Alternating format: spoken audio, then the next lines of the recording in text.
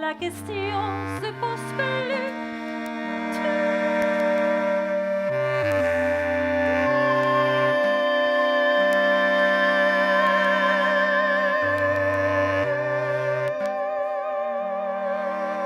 Peux te voir, enfin tu peux te voir, mais c'est juste une enveloppe.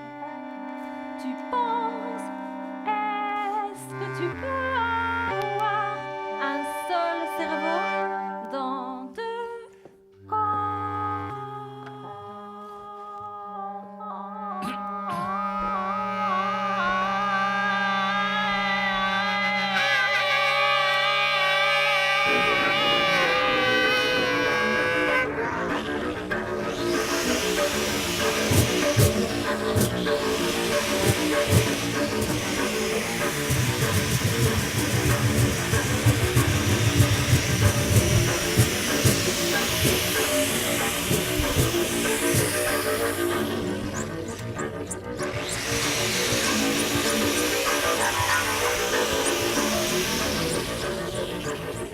c'est pour qu'une fois, tu te baladerais avec deux images.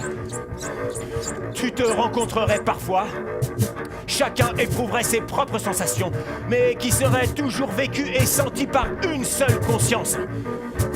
C'est-à-dire, tu pourrais à la fois avoir chaud et froid, faim et envie de dégueuler, être à Paris et à New York. Alors...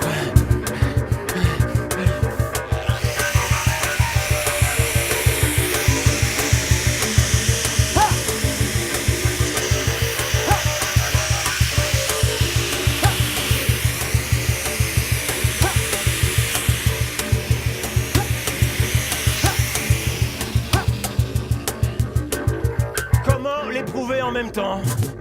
Est-ce que ce serait simultanément ou l'un après l'autre? Ce serait simultanément.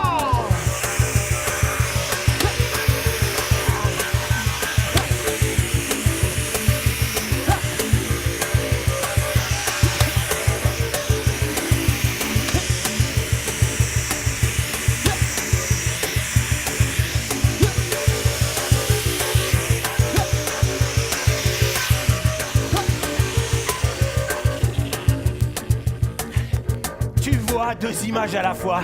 Et t'arrives à gérer ces deux trucs à la fois. Ça te pose aucun problème. Deux conversations en même temps. Il serait très fort.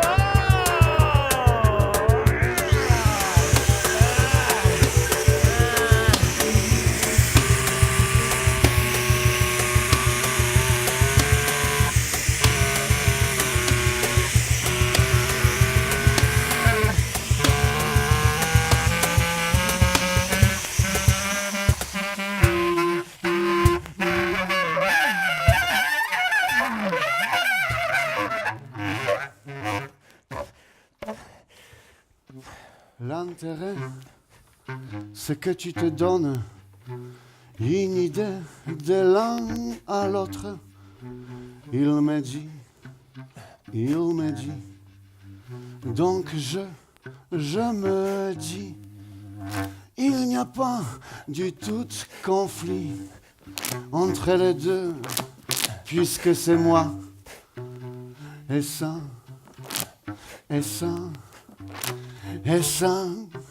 c'est complètement dingue.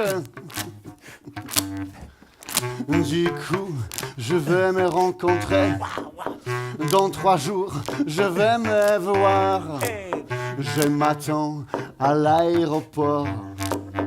Je me bois un café, je me lis libéré, donc l'autre, je me lis Le Monde. Les deux en même temps, ça va plus vite. Et après, je me retrouve. Ah non, ça résout rien.